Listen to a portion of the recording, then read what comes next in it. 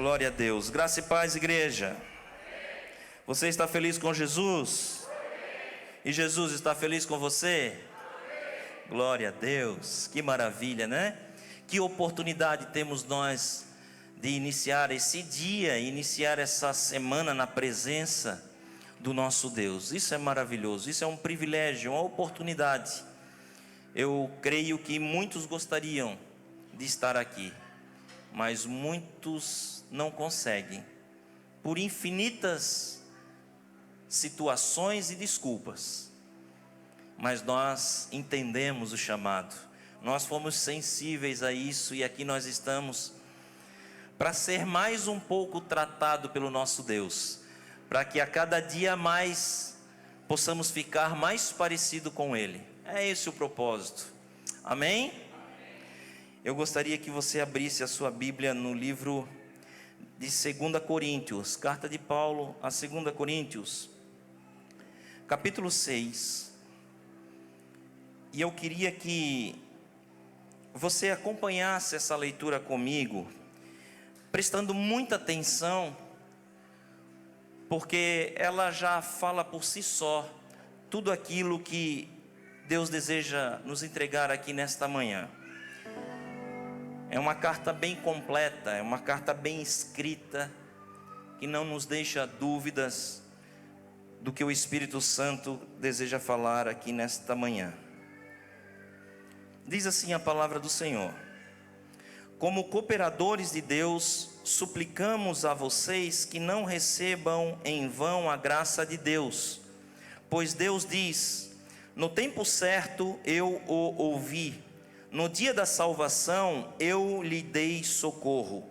De fato, agora é o tempo certo, hoje é o dia da salvação. Vivemos de forma que ninguém tropece por nossa causa, nem tenha motivo para criticar nosso ministério. Em tudo o que fazemos, mostramos que somos verdadeiros servos de Deus. Suportamos pacientemente aflições, privações e calamidade de todo tipo. Fomos espancados e encarcerados, enfrentamos multidões furiosas, trabalhamos até a exaustão, suportamos noites sem dormir e passamos fome. Mostramos que somos, por nossa pureza, nosso entendimento, nossa paciência e nossa bondade, pelo Espírito Santo que vive em nós e por nosso amor sincero. Proclamamos a verdade fielmente e o poder de Deus opera em nós. Usamos as armas da justiça com a mão direita para atacar e com a mão esquerda para defender. Servimos, quer as pessoas nos honrem, quer nos desprezem, quer nos difamem, quer nos elogiem. Somos chamados de impostores, apesar de sermos honestos. Somos tratados como desconhecidos, embora sejamos bem conhecidos. Vivemos à beira da morte, mas ainda estamos vivos. Fomos espancados, mas não mortos. Nosso coração se entristece, mas sempre temos alegria. Somos pobres, mas enriquecemos a muitos outros. Não possuímos nada e, no entanto, temos tudo. Queridos maceioenses, falamos a vocês com toda honestidade e lhes abrimos o coração. Não falta amor da nossa parte, mas vocês não negaram seu afeto. Mas vocês nos negaram seu afeto. Peço que retribuam esse amor como se fossem meus próprios filhos. Abram o coração para nós. Não se ponham em julgo desigual com os descrentes. Não se ponham em julgo desigual com os descrentes. Como pode a justiça ser parceira da maldade? Como pode a luz conviver com as trevas? Que harmonia pode haver entre Cristo e o diabo? Como alguém que crê pode se ligar a quem não crê? E que união pode haver entre o templo de Deus e o templo dos ídolos? Pois somos o templo do Deus vivo, como Ele próprio disse: habitarei e andarei no meio deles. Serei o seu Deus e eles serão o meu povo. Portanto, afastem-se e separem-se deles, diz o Senhor. Não toquem em coisas impuras, e eu os receberei. Eu serei seu pai, e vocês serão meus filhos e minhas filhas, diz o Senhor Todo-Poderoso. Amados, visto que temos essas promessas, purifiquemo-nos de tudo que contamina o corpo ou o espírito, tornando-nos cada vez mais santos, porque tememos a Deus. Peço-lhes que abram o coração para nós. Não prejudicamos ninguém, nem desencaminhamos ninguém, nem nos aproveitamos de ninguém. Não digo isso para condená-los. Já lhes disse que vocês estão em nosso coração. Estamos juntos, seja para morrer, seja para viver. Tenho muita confiança em vocês e de vocês tenho muito orgulho. Vocês têm me encorajado grandemente e me proporcionado alegria, apesar de todas as aflições. Amém? Até aqui você pode tomar assento. Glória a Deus. Algumas semanas atrás, eu fui surpreendido pelo Espírito Santo de Deus, e Ele começou a ministrar essa palavra no meu coração, com esse tema, jugo desigual. Confesso para vocês que eu fui criado, nasci num berço cristão, fui criado na igreja, e sempre tive essa mesma concepção, esse mesmo conceito sobre o jugo desigual no mundo pentecostal. Sempre ouvi alguém falar a respeito disso, a respeito de homem e de mulher, de um casal. Quando um homem crente casa com uma mulher não crente, ou vice-versa, de fato é isso na natureza. Se uma pessoa nasceu de novo, tem uma nova natureza de Cristo dentro de si. A Bíblia nos diz isso. Se uma pessoa que nasceu de novo casa com uma que não nasceu, ela vai ter sim uma ligação no seu corpo físico, uma ligação na sua alma. Elas estarão conectadas nesses dois aspectos da vida, mas no espírito eles não terão o mesmo DNA. O jugo, esses dias eu ainda vi aqui em Maceió, é uma carga de madeira que é colocada no pescoço, dos bois, e tem por finalidade de aparelhar os dois animais. Os dois animais são colocados embaixo do mesmo jugo, na mesma direção, no mesmo passo, para que possam chegar a um determinado lugar. É isso que Jesus disse: levai sobre vós o meu jugo. Eu queria que você compreendesse nessa manhã e que você aprendesse de fato o que significa essas palavras. Como, por exemplo, nós começamos a falar aqui sobre um casal, um cônjuge, significa duas pessoas estarem conjugados. No mesmo dia que eu casei, eu me tornei um com a minha esposa. Todos que aqui são casados sabem disso. Quando nós casamos, nos tornamos um só diante de Deus. E a partir desse momento, a gente começa a andar no mesmo jugo, ou seja, começa a andar no mesmo propósito. Se um puxa para um lado, outro puxa para o outro, isso nós não vamos conseguir avançar, nós não vamos conseguir andar.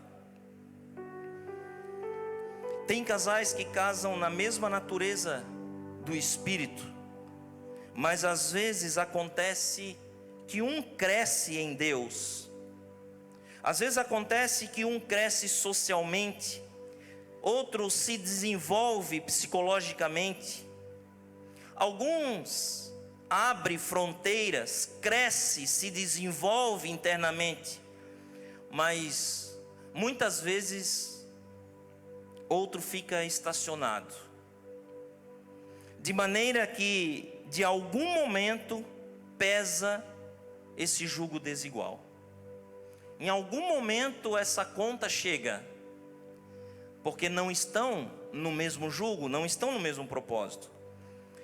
E não é diferente isso para nós como igreja, como cristãos, como crentes que somos. Precisamos crescer como seres humanos e nos desenvolver internamente, espiritualmente. Existe uma questão de crescimento, de desenvolvimento para tudo que nasce de novo. A Bíblia chama aqueles que aceitam Jesus de bebês da fé, porque é um novo nascimento. Ele faz essa comparação. 1 Coríntios 3, versículo 1 e 2, o próprio apóstolo Paulo, ele diz assim: eu, porém, irmãos, não vos pude falar como a espirituais, e sim como a carnais, como a crianças em Cristo. Leite vos dei a beber, não vos dei alimento sólido, porque ainda não podíeis suportá-lo, nem ainda agora podeis, porque ainda sois carnais. Paulo queria falar com eles à altura, mas ele não poderia desenvolver algo muito grande, algo muito profundo, porque eles não iriam entender o que Paulo gostaria de dizer. Ele estava ainda alimentando essas pessoas, fazendo uma comparação com um leite materno, é de pouquinho em pouquinho, não poderiam ainda receber um alimento sólido. E é assim que nós também fazemos como igreja. Quando um cristão aceita Jesus, nós orientamos, conduzindo eles à consolidação, para que possam aprender os passos, com Jesus.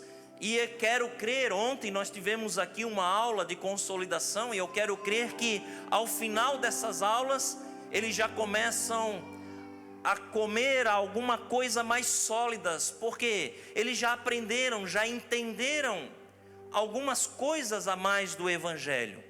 E hoje também eu quero aqui começar de leve, mas eu quero até o final que vocês saiam daqui satisfeitos, cheios, com esse alimento sólido que é a palavra de Deus, o pão vivo que desceu do céu. Amém?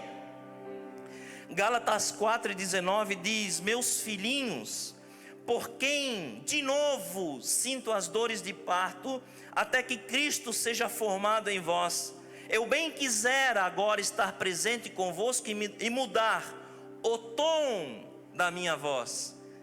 Mais uma vez Paulo está dizendo que ele precisa de novo, ele precisa se esforçar de novo para sentir de novo as dores de parto, como se estivesse dando à luz novamente. Eu queria perguntar até aqui se alguma mãe que já deu à luz ao filho gostaria de sentir as dores novamente do parto, pelo mesmo filho. Ninguém gostaria disso. Poderia até sentir novamente por um novo filho, mas Paulo aqui ele está dizendo, ele está desabafando: olha, meus filhinhos, eu já fiz isso, eu já tive que sentir dores de parto novamente por causa de alguém que precisa novamente passar por esse processo. E ele diz: olha, eu bem quisera mudar o tom da minha voz, eu queria de novo falar da mesma forma do início. Muitas das vezes nós pastores precisamos ter essa paciência, e muitas das vezes precisamos sentir também a dor do parto, às vezes pelo mesmo filho, porque não entendeu, não compreendeu, não desenvolveu, não cresceu, não saiu do leite. A Bíblia também vai falar em Efésios sobre o aperfeiçoamento dos irmãos, para que cheguem à estatura de Cristo. Quantos aqui desejam chegar à estatura de Cristo? Serem próximos, serem iguais a Jesus, se isso for possível, nós precisamos nos esforçar para isso. E a Bíblia nos dá uma promessa em Filipenses 1:6: aquele que começou a boa obra a aperfeiçoará até a vinda de Cristo. Você deseja isso, irmão? Que você seja aperfeiçoado? Então diz para a pessoa do lado aí: aguenta aí então, aguenta aí, segura, coloca o cinto, coloca o cinto.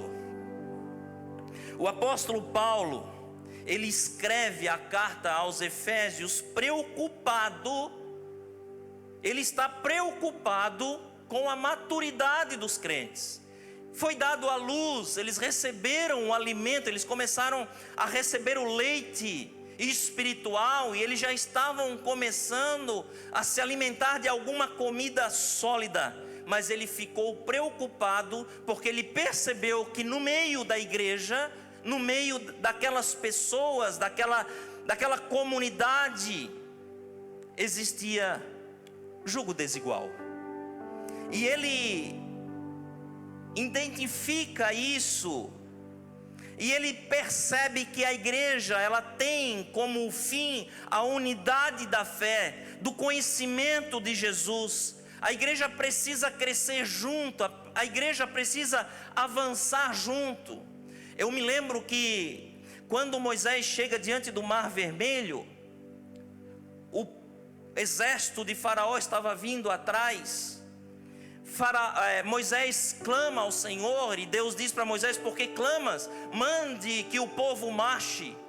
Querido, não era um exército, era um povo de escravos. Eles não sabiam, nunca tiveram uma ordem unida. Mas o que Deus precisava deles naquele momento era que todos se posicionassem como um exército para ser conduzido, para que avançasse para dentro do mar. E é isso que Paulo está olhando para a igreja. Nós estamos numa guerra espiritual, nós precisamos nos alinhar, precisamos agora que todos aqui tenham uma maturidade em Cristo Jesus, que entenda agora a minha palavra, que entenda a orientação do Espírito Santo, que ninguém saia daqui confuso, mas que saibam exatamente o que o Espírito deseja de nós. É como que depois, você saindo da igreja, você ouve o Espírito Santo falando e você fica em dúvida: será que é Ele que está dizendo? Será que é Ele que está falando? Nós precisamos ter essa certeza de quando o Espírito fala, quando o Espírito ministra na nossa vida. E ele aqui então chama e ensina sobre a maturidade. O que é maturidade? Para todos nós pais aqui que estamos, quem sabe as pessoas mais adultas, de modo muito rápido, vai dizer e vai colocar o conceito disso como é a idade equivalente ao modo de viver. E é exatamente isso também. A gente identifica uma criança, quando vemos o neném, a gente sabe que não pode dar uma feijoada para o neném. Nós identificamos, nós já temos uma maturidade para isso. O neném ainda não tem, é capaz de se colocar a colherzinha com a feijoada, ela vai abrir a boca, ela vai querer comer. Ela não entende isso, ela não tem maturidade para isso ainda. Não adianta nós tentarmos fazer com que uma criança saiba ou aprenda a dirigir um carro. Ela não tem maturidade para isso. Nós entendemos isso. Nós identificamos isso. É certo que às vezes tem muitos adultos com uma certa idade que gostaria ainda de andar de bicicleta, jogar videogame. Às vezes a idade não compactua com a maturidade. Às vezes um adulto ainda acha, uma pessoa que tem 35 anos ainda acha que está muito cedo para ter um trabalho. Oh, misericórdia! Mas pode acontecer, não duvido nada que isso aconteça, porque falta a maturidade. Às vezes a idade já está lá, mas a maturidade ficou lá atrás ainda. Está pensando ainda como uma criança, como um adolescente. Uma pessoa madura, em tempo, pronto para colher, pode ir embora a qualquer hora. Isso é maturidade. Uma pessoa que sabe o que fazer, ela sabe para onde está indo, ela sabe escolher de fato o que ela quer para a vida dela. Maturidade também é uma fase da vida em que a pessoa está na plenitude das faculdades mentais, último estágio do seu desenvolvimento, é uma pessoa madura.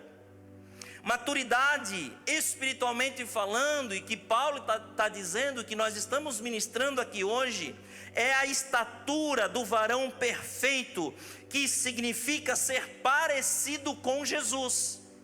Essa é a maturidade espiritual. Quantos aqui são parecidos com Jesus? Jesus está vendo. Jesus está vendo. Sabe, queridos, algumas pessoas, pelo tempo que têm de fé, pelo tempo que têm de Bíblia, pelo tempo que têm de igreja, vamos dizer assim, já deveriam ser mestres. Mas ainda precisamos ensinar o básico. Ainda são como meninos levados por todo o vento de doutrina. O pastor tem que ficar ali cuidando. Cuida dele lá, porque senão ele vai. Segura, porque senão ele desce. Marque isso. Gente madura edifica a igreja, busca a unidade da fé e tem como alvo ser cada dia mais parecido com Jesus. Eu vou até repetir. Gente madura edifica a igreja, busca a unidade da fé e tem como alvo ser cada dia mais parecido com Jesus. Tem pessoas que cada dia mais são parecidas com outra coisa, né? Tem pessoas que são parecidas com um bicho. Sabe, há poucos dias eu vi na rede social, em um shopping, alguém na coleira, andando de 4 latindo.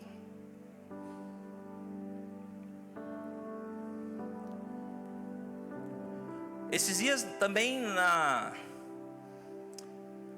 o jornalismo internacional divulgou vários jovens fazendo uma manifestação. Em vez deles falarem, eles latiam. 1 Coríntios 13:11 diz: menino fala como menino, homem fala como homem. Isso tinha a ver com o seu modo religioso de ser. Ele estava querendo dizer que algumas pessoas se deixam levar pela religiosidade, pelos ventos de doutrinas, pelas coisas que ouvem. Ou seja, ela não está firme, ela não tem um caráter, ela não tem uma firmeza, não sabe ainda o que está fazendo e para onde está indo. Como que são os meninos espirituais, pastor? Eu te digo, só segura aí, irmão, segura. Meninos se deixam levar por qualquer coisa. Adultos escolhem o seu caminho. Sabe o que quer, sabe para onde vai, está decidido. Meninos se embriagam com o vinho. Adultos se embriagam com o Espírito Santo. A Bíblia diz isso. Meninos perdem tempo falando besteiras. Como percebemos isso nos nossos dias? Mas os adultos o fazem com palavras que edificam. Se não vão edificar, fecham a boca. Isso é ser adulto. Mas tem pessoas, tem meninos que não têm maturidade e não conseguem aguentar a língua dentro da boca. E a Bíblia também fala isso. A Bíblia diz: se preciso, coloca um freio. Meninos não se importam com a dor dos outros, apenas consigo mesmo e com a sua projeção. Que triste isso. Adultos se importam mais com a dor do outro do que consigo mesmo. Ter uma maturidade cristã é projetar o outro, não a nós. Esse é o desafio, é projetar outros, não a nós. A Bíblia mesmo diz isso, querido, que os filhos vão mais longe do que os pais. Mas tem pai espiritual que está aqui, ó, metendo uma cobertura daqui, tu não passa.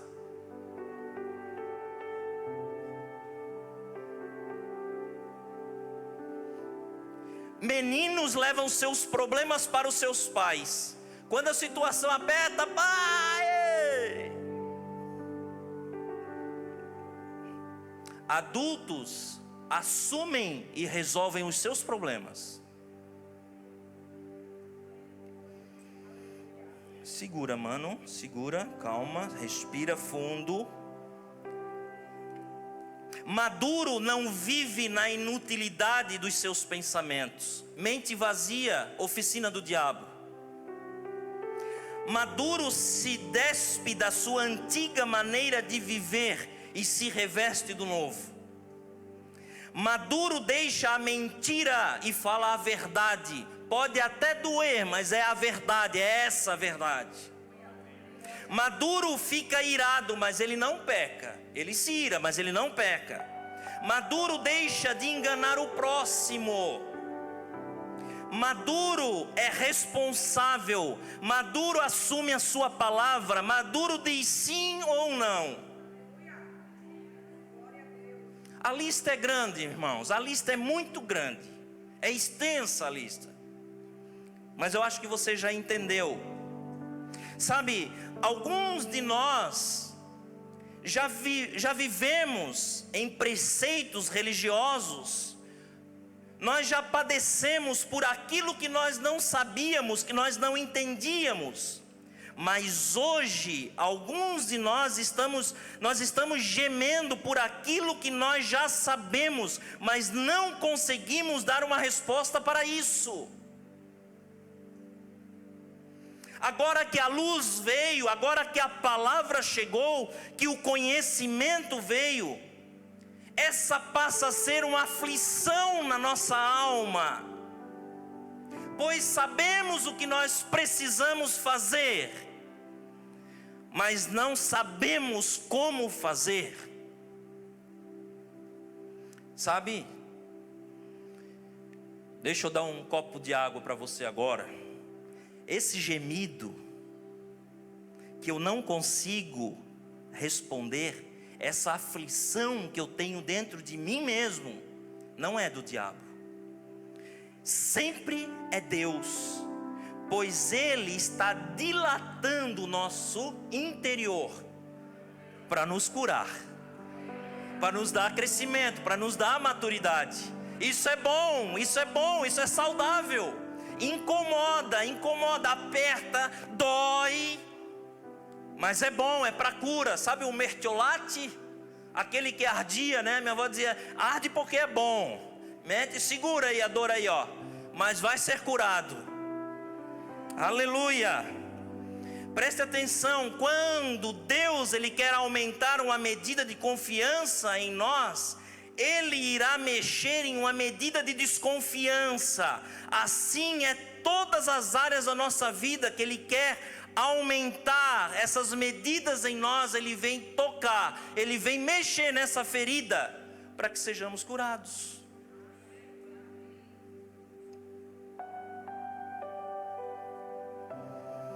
Passar por nossas dores é Deus dilatando a nossa vida espiritual, é me expandindo por dentro.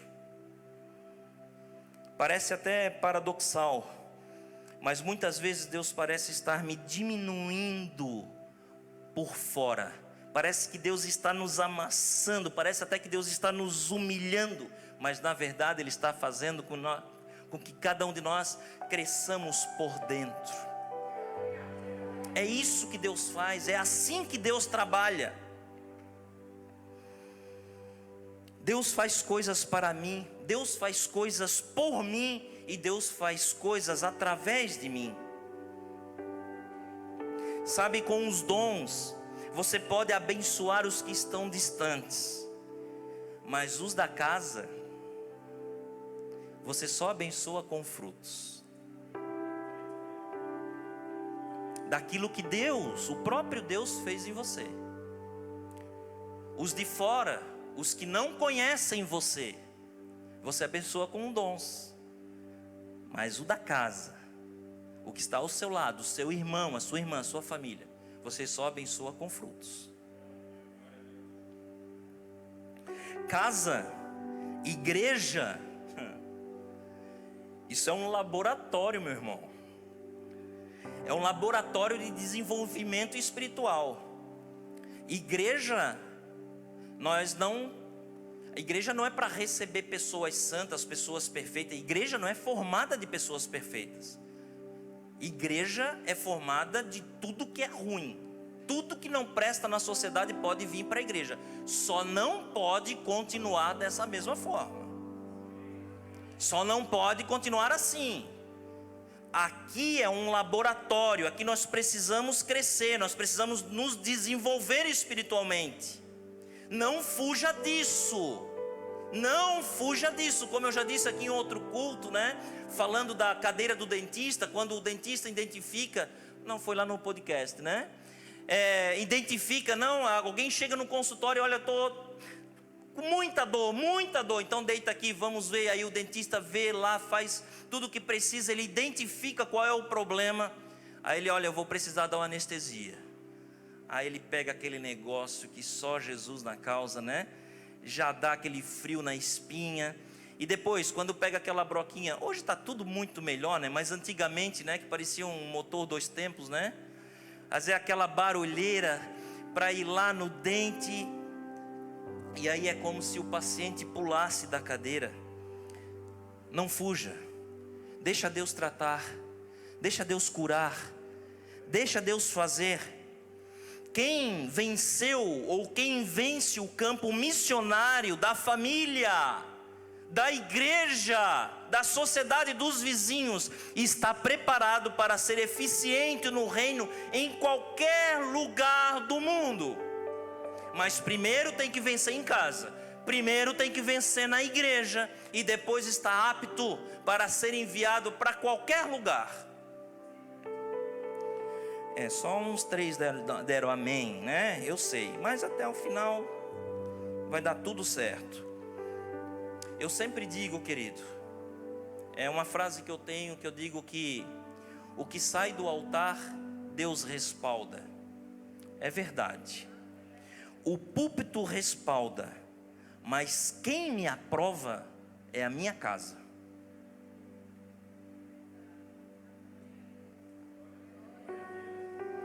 Se a minha casa não me aprovar, não tem validade de mais nada. Se a minha vida, se o meu testemunho não provar, não confirmar o que eu estou dizendo, o que eu estou vivendo, de nada vale. Estamos falando sobre um princípio de crescimento e de desenvolvimento de um homem e de uma mulher de Deus. Esse é o caminho para o crescimento. E agora eu vou para outra parte da mensagem. Já fiz a introdução. Essa é a introdução, agora eu vou começar a pregar de verdade. Isaías 37:30 diz assim, ó: isto te será por sinal. Este ano se comerá o que espontaneamente nascer, e no segundo ano o que daí proceder. No terceiro ano, porém, semeai e colhei, plantai vinhas e comei os seus frutos. Aqui Isaías, o profeta Isaías está nos dando uma receita. Temos um ciclo de crescimento e é um ciclo libertador. E você vai entender isso. Deus fala várias vezes através disso na palavra do Senhor. Deus trabalha dessa forma e eu quero mostrar isso para vocês.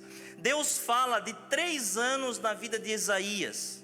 É isso que ele está falando. Assim como Deus fala de um ciclo de 3 anos na vida de Davi. quando ele está governando sobre Israel. E durante 3 anos começa a restrição de bênçãos. Por que isso? Ao orar para Deus, o Senhor explica que o motivo era por Saul ter matado os gibeonitas. Era uma carga de injustiça que pairava sobre Israel e sobre Davi. E isso rompe os 3 anos. 3 na Bíblia fala sobre um tempo de ressurreição. Todos nós sabemos. Me propõe um rompimento para uma realidade de Deus que nós desconhecemos. Para uma ressurreição em áreas da vida que nós não sabemos o que vai acontecer. São novidades, são ciclos novos, são outros níveis que nós ainda não sabemos. Nós podemos ter uma ressurreição, por exemplo, na nossa fé. Podemos hoje ter uma ressurreição na nossa vida emocional. Podemos hoje ter uma ressurreição na nossa vida financeira, na questão da nossa saúde.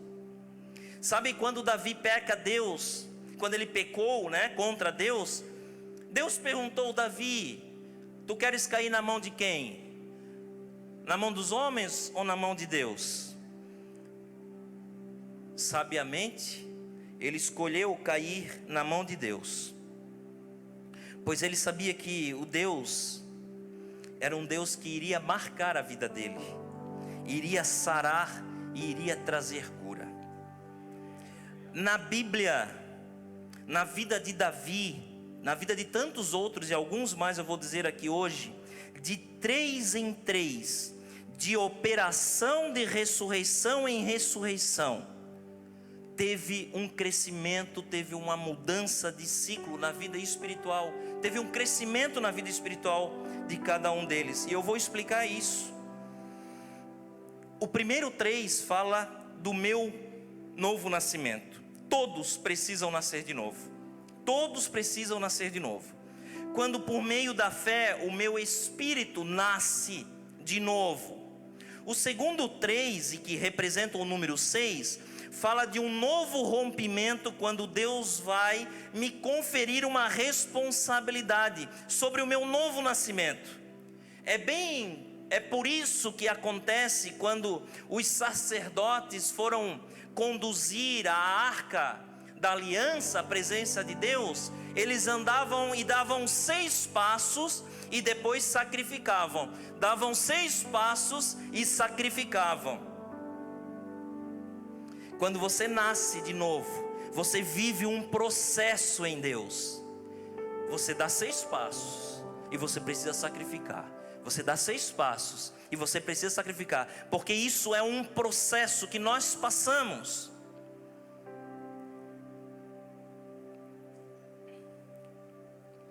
Você experimenta uma nova ressurreição, onde nós não seremos mais neófito na fé. A Bíblia diz, neófito é ignorante na fé. Nós começamos a entender as coisas espirituais.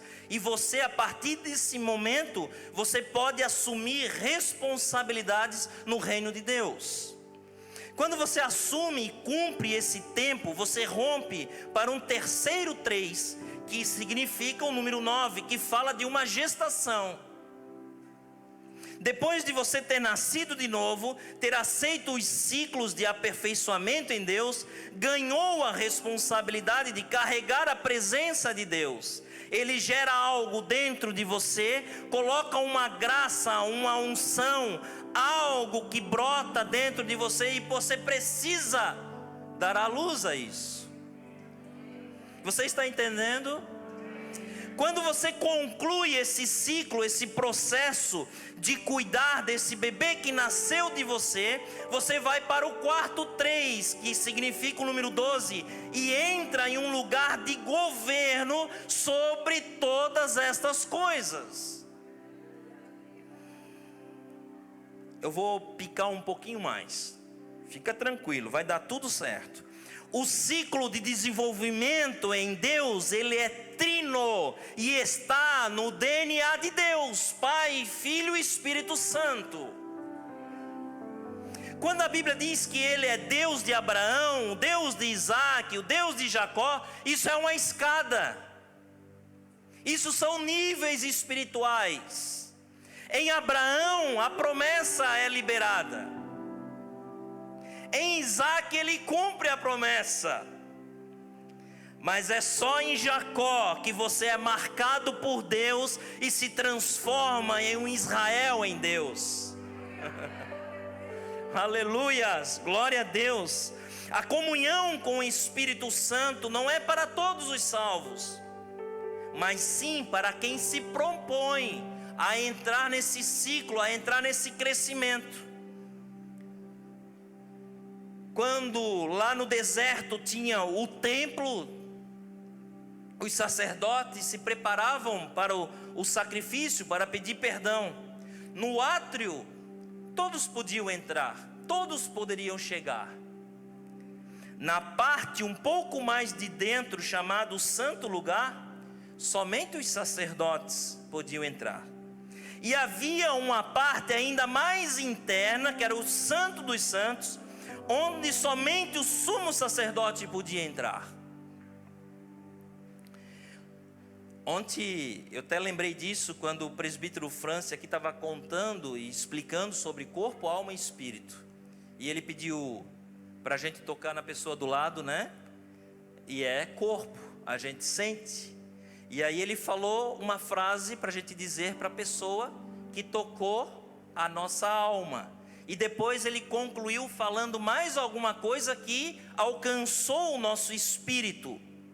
No Santíssimo Lugar, somente o Senhor pode entrar em você, pois o seu espírito é dele. Quando Deus te concede uma fé para você não depender nem dos seus sentimentos, nem das suas emoções, mas de uma vida no Espírito através da fé. Quando você anda na justiça de Deus, uma janela chamada paz vai se abrir. Quando você anda nessa janela, quando você entra nessa janela de paz, em algum momento a alegria do Espírito irá entrar. Quando você encontra esse gozo, mesmo em situações contrárias, quando a Bíblia fala que não há nada novo debaixo do céu, meu querido, ela não quer dizer que você vai ter uma vida de mesmice, mas sim um ciclo de crescimento. Todas as vezes, todos os dias que nós entendemos isso no Senhor, nós iremos crescer. Pastor Aldemar pregou aqui outro dia, ele falou sobre Davi. E eu acho muito interessante, Davi nos mostra esses ciclos de crescimento. Ele diz, primeiro, ele luta com um urso. Por que primeiro ele não lutou com um gigante? Não, primeiro é urso, irmão. Primeiro nós vamos ter que matar o urso. Depois, podemos pular por gigante? Não, não vai dar certo. Nós vamos ter que matar o leão. Sabe? Primeiro o leão. E depois, aí nós estamos prontos para vencer o gigante. Esses dias eu estava lendo uma história, e isso não é Bíblia, tá? O que eu vou dizer não é Bíblia, é uma história. Eu realmente faz sentido, mas eu não sei de fato se isso é verdade. E a pessoa que estava escrevendo esse texto, ela estava fazendo uma indagação e perguntando, por que o Davi foi lá no riacho e pegou 5 pedras. A primeira resposta, foi de repente, ele pegou 5 pedras, porque se ele errasse uma, ele acertava a outra, Ou acertava a outra, ele tinha 5 chances. E essa pessoa estava dizendo que não é isso. Não é isso. Ele descobriu na história, ele fez uma busca a respeito disso, ele descobriu que o gigante tinha 4 irmãos. Então eram 5 gigantes. Então quando Davi foi para a luta, ele já pegou 5 pedras, e ele já foi na fé, ele já foi na coragem mesmo, assim, é uma pedra para cada testa, vai todos os 5 para o chão. E a Bíblia diz, e aí vem uma certa confirmação nisso, que a Bíblia diz que quando o gigante caiu, o exército correu. Certamente os irmãos também desse gigante, se é que tinha, também correram. fé, é convicção, é maturidade. Se eu precisar enfrentar os 5, eu enfrento os 5. Se preciso for enfrentar esse exército, eu vou enfrentar o exército.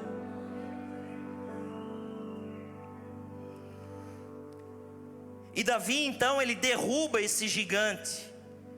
Quando o gigante cai ao chão, Davi vence um nível de autoridade. Só um. Quando ele corta a cabeça do gigante, ele entra em outro nível de autoridade. Uma coisa é derrubar, outra coisa é ir lá e para sempre. Porque muitas das vezes, crentes que não têm uma certa maturidade, ele derruba e daqui a pouco esse gigante levanta de novo. E aí ele fica nessa 5 anos, 10 anos, 15 anos, 20 anos lutando com o mesmo gigante. Então, não basta só derrubar, tem que matar.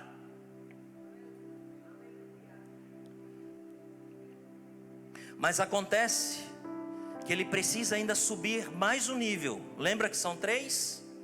Quando Davi pede uma arma para Aimeleque, que ele precisava se defender. Adivinha que arma era essa? Era a arma do gigante, pastor. Era a arma do próprio gigante. E ele então vai para cima.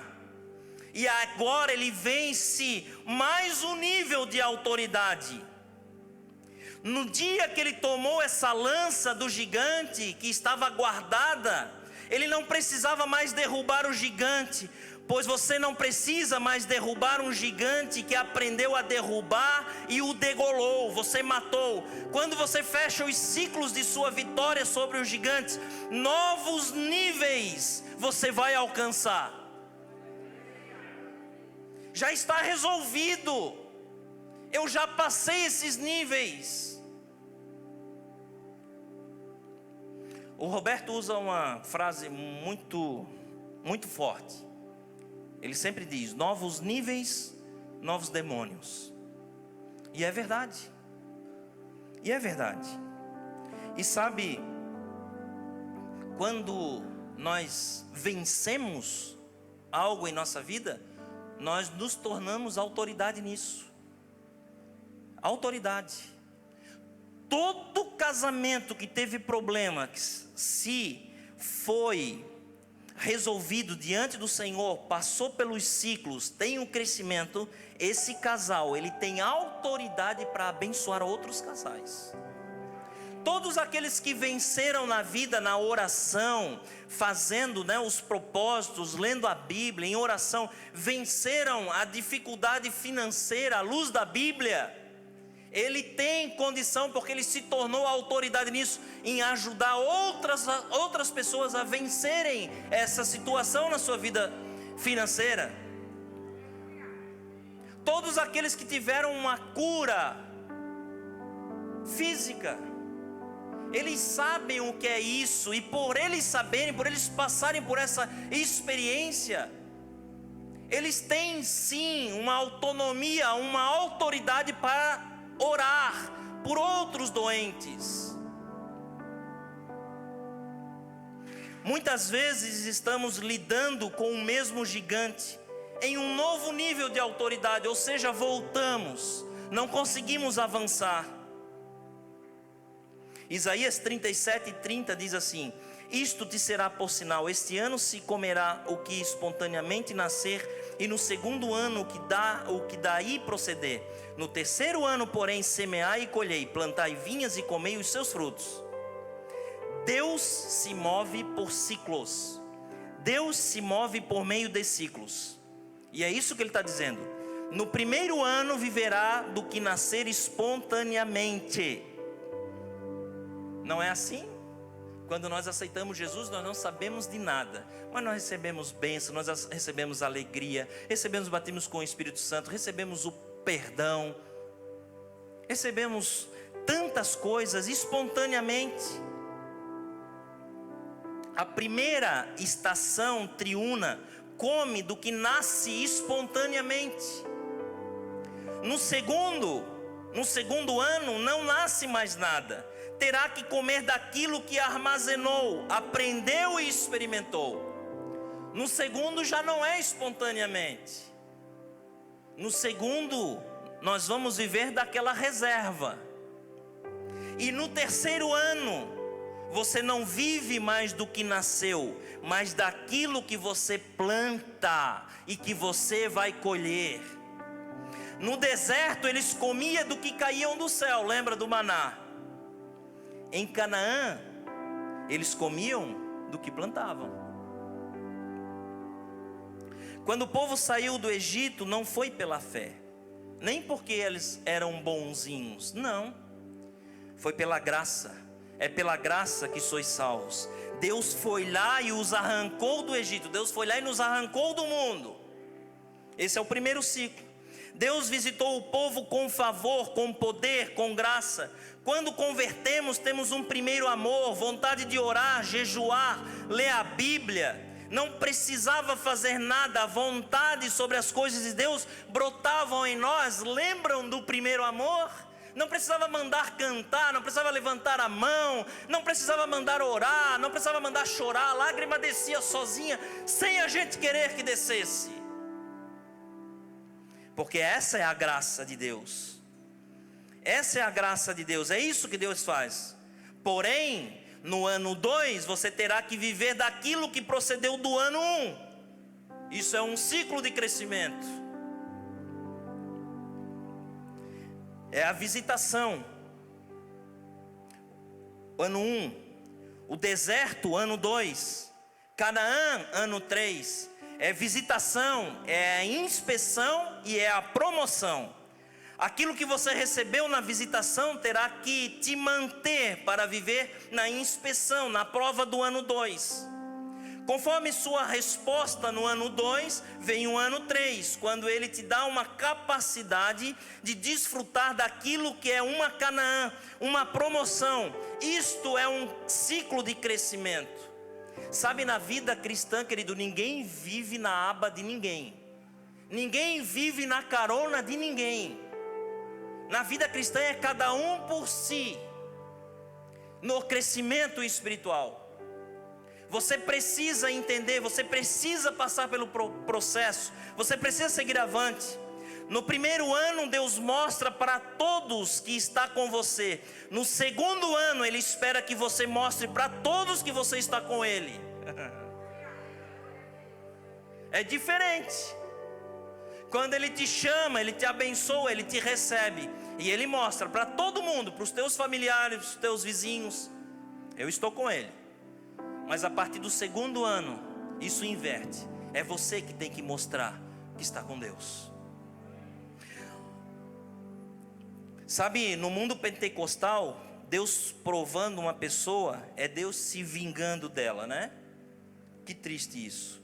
Querendo acabar com o crente. Deus querendo acabar com o crente. Isso não existe, querido. Isso é mentira. Isso não existe. Deus não faz isso. Sabe, quando uma professora vem e ensina, por exemplo, um bimestre, ela dá aula, no final dele vem uma prova para certificar o que o aluno aprendeu. Isso não é uma vingança da professora. É um acesso para um novo nível de conhecimento. Eu também já dei aula de música e eu sempre aplicava uma prova, e na verdade era para mais saber de mim do que do aluno, para saber se realmente eu consegui passar o que eu gostaria de ter passado. Quando Deus te coloca em uma prova, Ele está querendo saber o que você incutiu daquilo que você recebeu antes. Deus quer saber o que você aprendeu. A prova de Deus, ela não é Ele se vingando, é Ele desenvolvendo você. Nossos ciclos de desenvolvimento passam por estas questões. Temos a estação da visitação, a estação da inspeção e a estação da promoção. O segundo ano é sim um ano difícil. É de retratação, é um ano de revés, Parece que Deus vai embora e que você sente saudade da glória dele. Até na oração existe essa visitação. Às vezes o que mais nós queremos é uma lágrima enquanto nós oramos, e ela não vem. Parece que a oração não vai passar do teto, que nós não temos mais recursos, parece que nós não temos mais como continuar lá. Mas eu quero te dizer que isso não é Deus retraindo, é Deus te chamando para um crescimento. Aleluias. Quando minhas emoções não concordam com a minha oração, é quando minha fé entra em operação. Teremos que aprender a nos desenvolver. O Senhor está trabalhando ciclos de desenvolvimento em nossas vidas. Agora mais do que nunca temos recebido muitas coisas aqui dentro. Precisamos começar a dar respostas lá fora. O próprio Deus fez uma proposta para Jesus. E um dia Jesus aceitou essa proposta de morrer em uma cruz. E isso foi no dia 3. Havia uma ressurreição, mas no dia 2, ele desceu no inferno. Pelas escolhas que nós fazemos, vamos ter que visitar lugares de trevas em nós mesmos. Mas a vontade de Deus é que saiamos de lá com as chaves daquele local. Nós nos tornar a autoridade de tudo aquilo que nós vencemos em Cristo Jesus. De ressurreição em ressurreição vamos crescendo em Deus. Essas mortes que são batismos vão nos fazendo amadurecer e sermos firmes e constantes. Precisamos nos desenvolver em Deus, mas precisamos compreender a palavra desenvolvimento. Entendemos facilmente a palavra desfazer, descolar, desmontar, mas nós crentes, nós precisamos entender o que é desenvolver. Desenvolver é o processo de você desenvolver em algo que você está envolvido. Pense na trajetória de crescimento de Abraão. Foi um processo de crescimento a longo prazo, diga-se de passagem. Ele estava envolvido com a sua parentela e Deus queria desenvolver ele da família.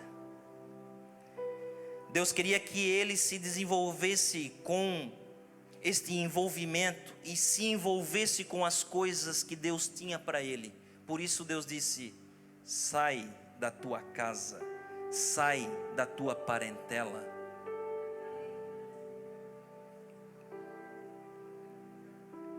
Chega um momento em que Deus resolve dar mais um passo de crescimento para Abraão e pede para que ele se desenvolver de Ló. Sai, Abraão, mais uma vez. É outro ciclo, é outro crescimento. Abraão vive mais um momento de expansão, de deixar coisas para trás, áreas onde seus apegos emocionais tiveram que morrer. Ele se desenvolveu de Ló, avança com Deus, e quando isso acontece, Deus chama Abraão de novo e diz: se desenvolve de Ismael. Sai fora, Abraão. Pensa quanta dor, quantos processos com Deus. Cada encontro tinha um marco, cada encontro um altar que era levantado. Deus prometia coisas, Abraão crescia em Deus. Deus pediu para ele se desenvolver, e mais uma vez: mate o teu único filho, Abraão, te desenvolva dele. É um chamado para se desenvolver com coisas que já passaram, para se envolver com as coisas novas que Deus tem, para as novas estações no Senhor, envolvimentos nas coisas que são de Deus. Deus não divide a sua glória com ninguém. Jesus disse: Lázaro, vem para fora. Ele saiu, mas não da forma que Deus gostaria que ele tivesse saído. Ele saiu enfaixado e Deus mandou: desenvolva ele desses laços, disso que ainda está prendendo ele. Ele está todo enfaixado. Jesus não poderia fazer passar ele para um novo nível. Ele precisava andar, ele precisava estar livre, ele precisava estar liberto. Jesus queria envolver ele no novo de Deus. Sabe, querido, o que mais Deus quer nesta manhã? Ele quer nos desenvolver em coisas essas que não são fáceis. Não é fácil uma mãe que não se desenvolve do seu filho, menino, para entregar ele para a hombridade do seu pai. Se ela não fizer isso, no futuro ela vai ter problemas. Pais que não se desenvolvem de seus filhos e não o permitem acessar envolvimentos de maturidade, amanhã terão um problema. A nossa sociedade hoje mudou. Para nós termos bons pais no futuro, bons maridos no futuro, nós precisamos formar bons homens. E tem às vezes alguma situação, mães, pais tratando o filho sempre como filhinho. Filhinho, quando crescer, quando casar, ele vai precisar da mãe. Não se desenvolveu, não tem maturidade para ser um bom pai, um bom esposo. Formamos filhos, mas não formamos homens.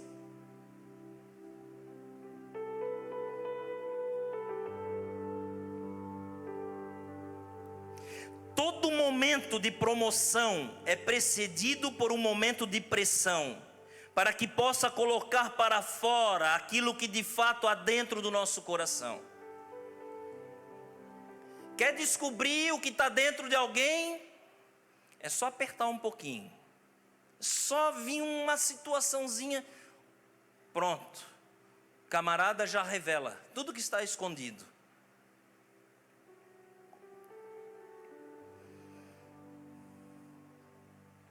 Sabe, uma das coisas que Jesus quer fazer em nós é quebrar a falsa culpa, pois Ele só trabalha com a verdade. Jesus, Deus, Ele quer quebrar a falsa culpa que está dentro de nós, porque Ele só trabalha com a verdade. A falsa culpa nós não vencemos com o sangue de Jesus, nós vencemos com a verdade, com o nosso caráter. Eu, como pastor, querido, eu tenho muita facilidade de resolver uma situação de uma pessoa possessa. É a coisa mais fácil que tem, por incrível que pareça, é trabalhar com a pessoa possessa. Em nome de Jesus, sai, e a pessoa é liberta na hora, instantaneamente. O diabo sai correndo. Agora, como é difícil trabalhar com alguém que não tem caráter. Porque o caráter não sai em nome de Jesus. O caráter a pessoa tem que tirar lá de fora. É lá dentro que ela tem que fazer. A cirurgia é lá dentro. Não tem. É a pessoa que tem que decidir ser uma nova criatura. Nem Deus pode fazer isso. Se a pessoa não deixar, se ela não abrir o coração e não deixar Deus acessar. Toda vez que cresço em glória, cresço em humilhação. Cada medida de humildade que Ele nos faz crescer para nos dar novas medidas de autoridade. Precisamos vencer as medidas de orgulho que temos em nós. Casas remidas, desenvolvidas, matrimônios, maridos, filhos desenvolvidos. Só um pai desenvolvido pode desenvolver um filho. Iremos nos desenvolver em Deus, desenvolver nossa fé, a nossa vida, a nossa espiritualidade. E aí eu fecho essa mensagem dizendo: jugo desigual, além de você não se desenvolver, você está atrapalhando o outro. Você está impedindo o crescimento de outro que está ligado em você. Você está atrapalhando a vida da sua esposa, do seu esposo, do seu filho, da sua filha, na sua casa, o seu trabalho e até mesmo a igreja.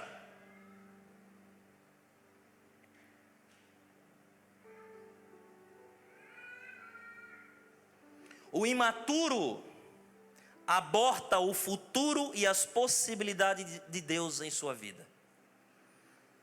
O imaturo faz um aborto do seu futuro, das possibilidades de Deus em sua vida. Os imaturos bebem leite, os imaturos tomam decisões destruidoras.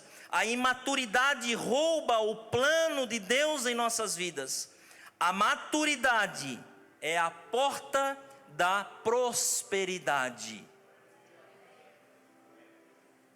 A maturidade é a porta da prosperidade.